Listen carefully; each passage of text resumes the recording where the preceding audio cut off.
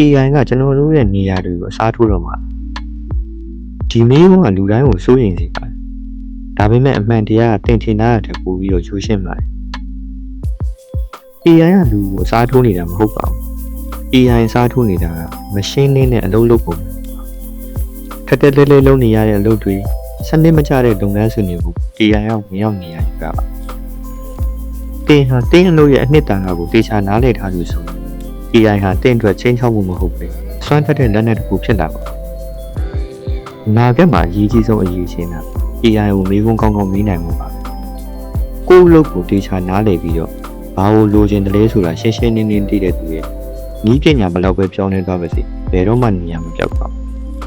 ဘူးဤပညာနောက်ကိုလိုက်မြင်တော့ကိုယ့်ရဲ့ပညာရက်ကိုပို့ပြီးနက်နက်ရှိုင်ရှိုင်နားလည်အောင်လုပ်ပါ AI ကိုအသုံးချပြီးတင့်ရဲ့ဖန်တီးနိုင်စွမ်းကိုမြင့်တင်ပါဒါကမှ unique professional တယောက်ရဲ့အရေးချင်းပါ